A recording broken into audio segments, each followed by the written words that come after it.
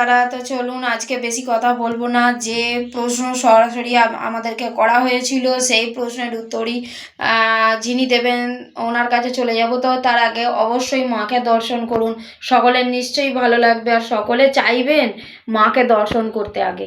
তো মাকে দর্শন করে নিন, তারপর আপনাদের প্রশ্নের উত্তর দেবার চেষ্টা করা হবে। তো চলুন, জয় মা তারা সকলের উদ্দেশ্যে বললাম। তো চলুন যিনি প্রশ্নের উত্তর দেবেন ওনার কাছে চলে যাই। জয় মা তারা। জয় মাতা।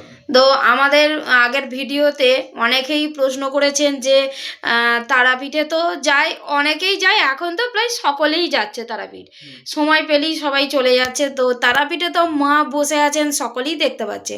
তো তারাপীঠ যে যারা যায় তারা আবার এটাও দেখে মন্দিরে তো মা বসে আছেন, কিন্তু একটু বাইরে দিকে এলে একটা মুন্ডমালিনী তলা বলে জায়গা আছে, সেই মুন্ডমালিনী মা কিভাবে মানে তৈরি হয়েছেন বা কি জিনিস ওটা, যে মা তারা আর মুন্ডমালিনী কি একই না আলাদা, এই প্রশ্নই সকলে করেছিলেন।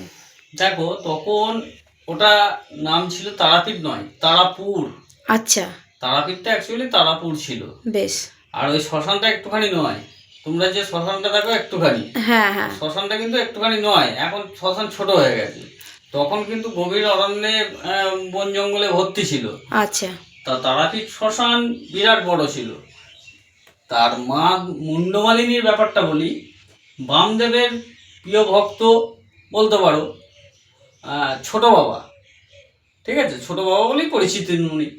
তা ছোট বাবা ওইখানে সিদ্ধি লাভ করেছিল কিভাবে না, মা মুন্ড মালা খুলে ওইখানে চান করতেন।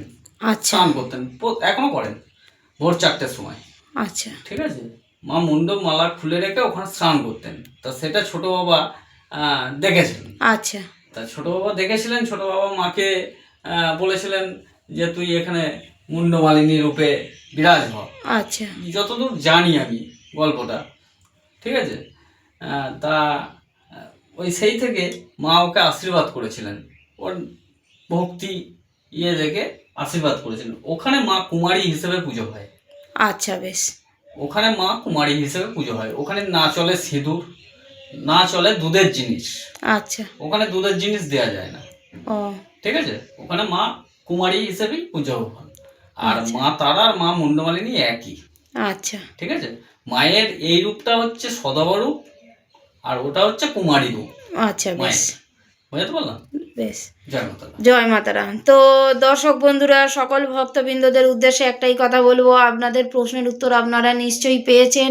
আরও কিছু প্রশ্ন থাকলে অবশ্যই করতে পারেন। তো আপনাদের যদি কোনো অসুবিধা হয় বা যারা দূর দূরান্তে আছেন, আসতে অসুবিধা হবে, কন্ট্যাক্ট করে নিতে পারেন, ভিডিওর মাধ্যমে দেওয়া আছে, আগের ভিডিওগুলো সার্চ করলে আপনারা অবশ্যই দেখতে পাবেন। তো কন্ট্যাক্ট নাম্বার দেওয়া আছে, কিভাবে মায়ের মন্দিরে আসবেন সেই যোগাযোগ করার ব্যবস্থাও সব কিছু বলে দেওয়া আছে।